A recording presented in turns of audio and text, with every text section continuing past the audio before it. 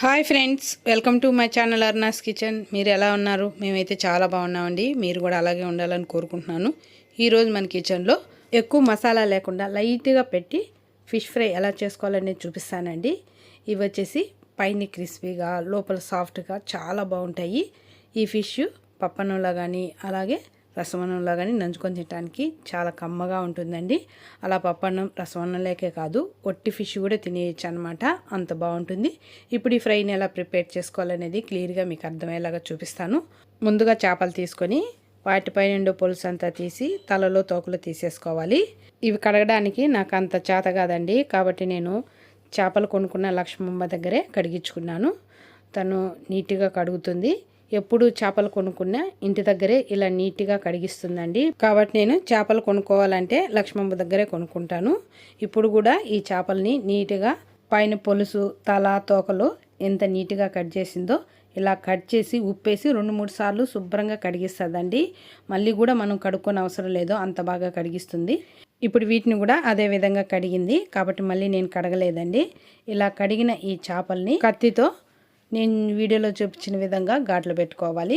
అలా ఘాట్లు పెట్టుకోవడం వల్ల మనం పెట్టే మసాలాలోని ఉప్పు కారం బాగా పట్టి చేప తినేటప్పుడు చాలా కమ్మగా ఉంటుంది. కాబట్టి చేపలన్నిటికీ నేను వీడియోలో చూపించిన విధంగా ఘాట్లు పెట్టుకోవాలి.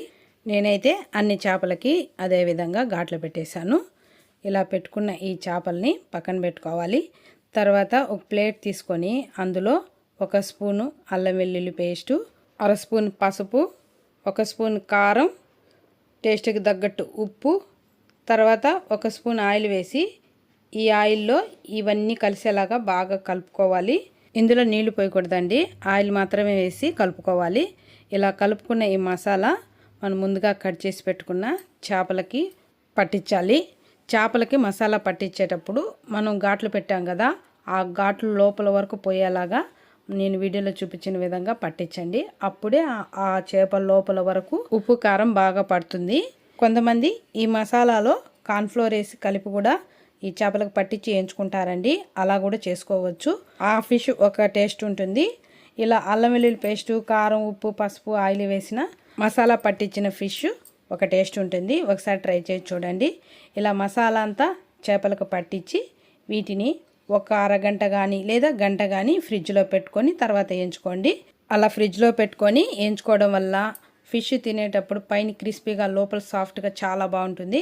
చూడండి ఫ్రెండ్స్, ఈ చేపలు ఫ్రిడ్జ్లో పెట్టి గంట అయిందండి. ఇప్పుడు వీటిని ఎలా వేయించుకోవాలనేది చూపిస్తాను. ముందుగా స్టవ్ మీద ఒక ప్యాన్ పెట్టుకొని అందులో 3 టేబుల్ స్పూన్ల ఆయిల్ వేసుకోవాలి.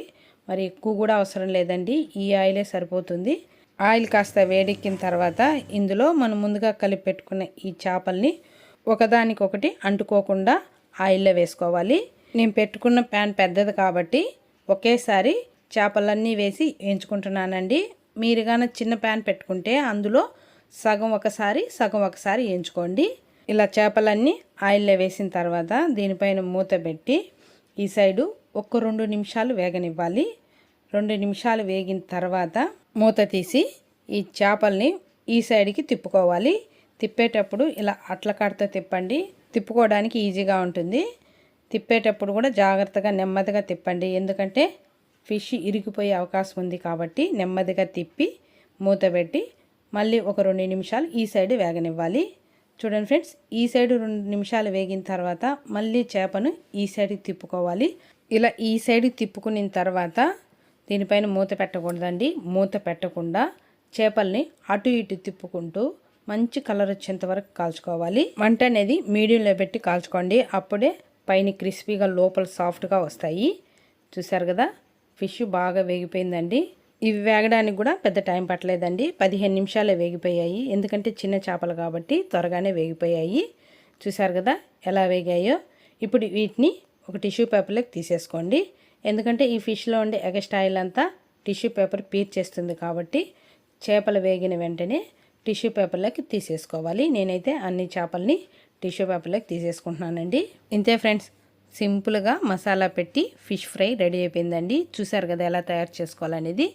ఈ ఫిష్ పైన క్రిస్పీగా లోపల సాఫ్ట్గా చాలా బాగుంటాయి. వీటిని అర్జులు అంటారు. వీటికి ఎక్కువ కూడా ముళ్ళులు ఉండవండి, ఒకే ముళ్ళు ఉంటుందని మా చేపలు తెచ్చి అమ్మే లక్ష్మమ్మ చెప్పింది. అలాగే దీనికి ఎక్కువ ముళ్ళులు లేవండి, ఒకే ముళ్ళు ఉంది.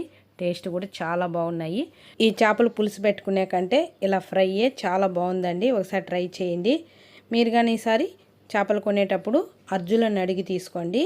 ఇంతే ఫ్రెండ్స్, ఈ చేపల ఫ్రై మీకు నచ్చిందా? అలాగైతే మీరు కూడా ఇదే విధంగా తయారు చేసి మీ ఇంట్లోకి పెట్టి మీకు ఎలా కుదిరిందో కామెంట్ రూపంలో నాకు తెలపండి.